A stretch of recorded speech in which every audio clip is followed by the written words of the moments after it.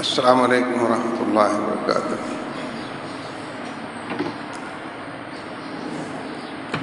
الحمد للہ رب العالمین والصلاة والسلام علی رسولہ الکریم وعلی آلہ وصحبہ اجمعین۔ اما بعد فاعوذ باللہ من الشیطان الرجیم، بسم اللہ الرحمن الرحیم۔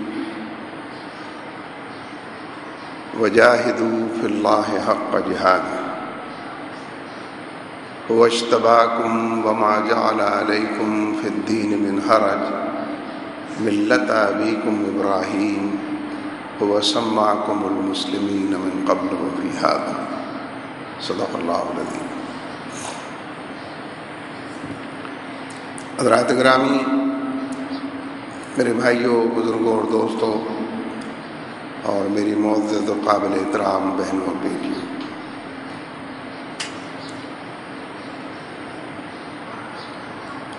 اللہ تبارک و تعالیٰ کا بڑا احسان ہے، اس کی نعمتیں بے پایہ ہیں، اس کی شان کریمی اس کی ہر صفت کے اوپر حاوی ہے۔ وہ اپنی مخلوق کے اوپر بے حد مہربان ہے، اور بدرجہ اولا انسان جو اشرف المخلوقات ہے، اس مخلوق کے ساتھ اس کا رویہ احسان کا، درگزر کا، مغفرت کا، اور زندگی کے تمام دائروں میں اس کو بہتری اور سہولت فراہم کرنے کا رویہ ہے۔ لیکن انسان ایسا ناشکرہ واقع ہوا ہے، تھردلا واقع ہوا ہے کہ تمام چیزوں سے واقف ہونے کے بعد بھی، جانتے بوجھتے بھی، اور اکثر دائروں میں اپنے رب کو پہچاننے کے باوجود بھی ان تقاضوں کو پورا نہیں کرتا، اس بندگی کو بجا نہیں لاتا، اور ان راہوں پر نہیں چلتا کہ جو اللہ تبارک و تعالیٰ نے اس کے لیے تجویز کیے ہیں، پسندیدہ قرار دیے ہیں، اور جس میں اس نے اپنی رضا اور اپنی خوشنودی کو رکھ دیا۔ انسان کی یہ طبیعت اور اس کی فطرت اور اس کی طبیعت کے اندر عجلت پسندی اور تھردلا پن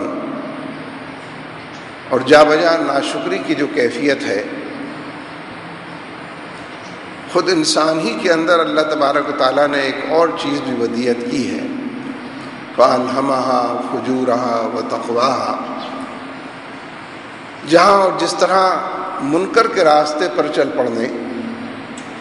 اور خرابی کو اپنی منزل بنا لینے کی صفت اس کے اندر موجود ہے،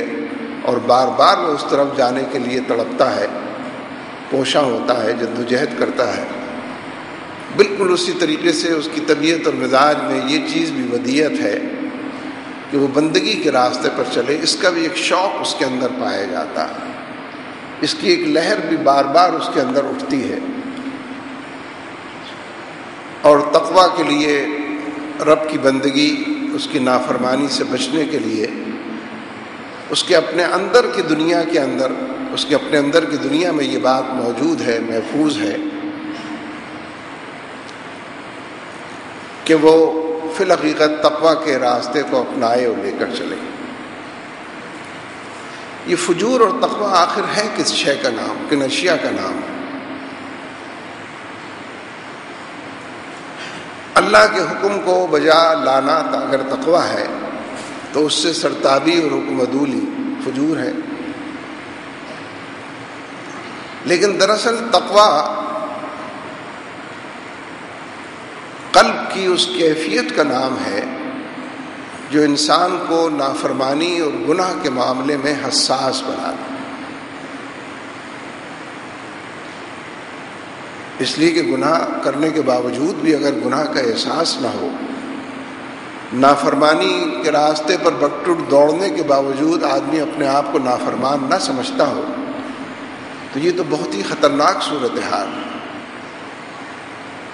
اس لیے انسان کے اندر یہ جو دونوں چیزیں ودیعت ہیں، ان سے یہ بات ہی معلوم ہوتی ہے کہ وہ بار بار گرے گا تو صحیح، لیکن اٹھنے کے لیے گرے گا، بار بار پھسلے گا تو صحیح، لیکن بار بار سنبھلنے کے لیے پھسلے گا۔ لہذا یہ جو کیفیت ہے یہ ایمان کی نشانیوں میں سے بھی ہے اور صاحب ایمان سے مطلوب بھی ہے کہ ہر نافرمانی پر اس کا دل کے اندر ایک کڑھن پیدا ہو، طبیعت اور مزاج کے اندر ایک چبھن کی کیفیت پیدا ہو، ہر گناہ اس کو ندامت کی طرف لے جائے، ہر نافرمانی اس کو اس سے بچنے کے لیے تڑپتا ہوا اپنے آپ کو پائے۔ اس لیے کیفیت تقویٰ تو اس چیز کا نام ہے، گناہ نہ کرنا تقویٰ نہیں ہے، اس لیے کہ بالآخر گناہ تو ہوتا ہی ہے، اس کا صدور تو روکا نہیں جا سکتا۔ جا بجا قرآن پاک کے اندر بھی اہل ایمان کی جو صفات بیان ہوئی ہیں اور اللہ تبارک و تعالیٰ کو جو رویے صاحب ایمان کے بہت ہی زیادہ مطلوب ہیں اور محبوب ہیں، وہ تائبون کی صفت ہے، یعنی لوٹنے پلٹنے والے، بار بار توبہ کرنے والے، بار بار مغفرت طلب کرنے والے اور بار بار راہ سے بے راہ ہو جانے کے باوجود اپنی راہ پر واپس آنے کے لیے کوشاں جدوجہد کرنے والے۔ اس لیے اس آیت کے اندر کہ فَأَلْهَمَهَا فُجُورَهَا وَتَقْوَاهَا، یہ جو الہام کیا گیا ہے اس کی مزاج کے اندر، طبیعت میں یہ دونوں چیزیں رکھ دی گئی ہیں، فجور کی بھی اور تقویٰ کی بھی۔ اس میں تقویٰ تو گویا اس کیفیت سے آراستہ پیراستہ ہے، وَلَكِنَّ اللَّهَ حَبَّبَ إِلَيْكُمُ الْإِيمَانَ وَزَيَّنَهُ فِي قُلُوبِكُمْ وَكَرَّهَ إِلَيْكُمُ الْكُفْرَ وَالْفُسُوقَ وَالْعِصْيَانَ أُولَٰئِكَ هُمُ الرَّاشِدُونَ۔ کون لوگ ہیں رشد و ہدایت والے؟ یعنی یہ کیفیت پیدا ہو جانا جو ہے یہ مطلوب ہے۔ ظاہر ہے کہ ایک دن میں یہ کیفیت نہیں پیدا ہوتی، مسلسل کوشش کے نتیجے میں، بڑھتی ہوئی عمر کے نتیجے میں، بڑھتے ہوئے علم کے نتیجے میں، بڑھتے ہوئے عمل کے نتیجے میں، بار بار گرنے اور بار بار اٹھنے کے نتیجے میں، منزل کو گم کر دینے، غلط راہوں پر چل پڑنے، پھر واپس آنے اور پھر منزل کا رخ کرنے، یہ جو ہے یہ وقت طلب چیز بھی ہے، علم کی بھی محتاج ہے، اور اسی کے نتیجے میں اس نفس کے موٹاپے کو اور دور کرنے کے لیے، اس کی فرمائشوں کو ختم کرنے کے لیے ناگزیر ہے کہ ہر برائی کے مقابلے میں نیکی کی جائے، ہر بدی بالآخر ایک بھلائی کا سرچشمہ ثابت ہو جائے۔ اس لیے جو فرمایا گیا کہ حبب الیکم الایمان، ایمان سے ایک ایسی محبت پیدا ہو جائے، وزینہ فی قلوبکم، اور اس طرح وہ مزین ہو جائے قلب و ذہن کے اندر،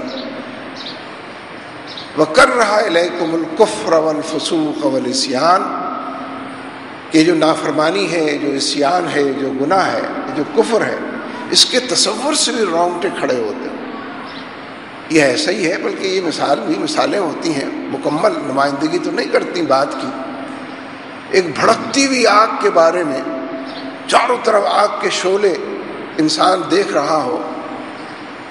اور کوئی اندر سے کہے کہ تم کو اس کے اندر ڈالنے والے ہیں، وَكَرَّهَ إِلَيْكُمُ الْكُفْرَ وَالْفُسُوقَ وَالْعِصْيَانَ، گناہ کے بارے میں، معصیت کے بارے میں، نافرمانی کے بارے میں، رب کی حکم عدولی کے بارے میں رونگٹے کھڑے ہو جائیں آدمی کہ اچھا میں ایسا بھی کر سکتا ہوں، یہ میں کس طرف چلا گیا ہوں۔ اس لیے اس طرف جانے کے نتیجے میں جو ایمان کی اور قلب و ذہن کی کیفیات مطلوب ہیں، انہی کا نام تقویٰ ہے، اور انہی کے نتیجے میں آدمی اپنے رب کو پہچانتا اور اس کے راستے پر چلتا ہے۔ ظاہر ہے کہ جس دنیا میں ہم رہتے ہیں، جس ماحول میں زندگی بسر کرتے ہیں، جس معاشرے کا ہم فرد ہیں، ہم کتنے ہی متقی و پرہیزگار اور عابد و زاہد کیوں نہ ہو جائیں، اس معاشرے سے خارج تو نہیں ہو سکتے۔ انہی گھروں میں ہم رہیں گے، انہی بستیوں میں ہم بسیں گے، انہی خوشی کی تقریبات میں ہم اپنے آپ کو پائیں گے، انہی غموں سے ہم اپنے آپ کو دوچار پائیں گے، انہی انسانوں کے ساتھ انٹریکشن ہے اور رابطہ ہے، انہی کے درمیان اٹھنا اور بیٹھنا ہے۔ زندگی اجتماعیت کے دائرے میں خرید و فروخت بھی یہی ہے، بازار اور مارکیٹ بھی یہی ہے۔ اس لیے بڑے سے بڑا عابد و زاہد بھی اس گھمنڈ کے اندر نہ رہے، اس کبر کے اندر مبتلا نہ ہو اس حوالے سے اپنے آپ کو عقل کل نہ سمجھ لے کہ اب اس نے اپنے علم کے نتیجے میں اور طویل اور لمبے عرصے کے عمل کے نتیجے میں نجات پالی ہے کسی نافرمانی سے، گناہ کی کسی پوٹ سے،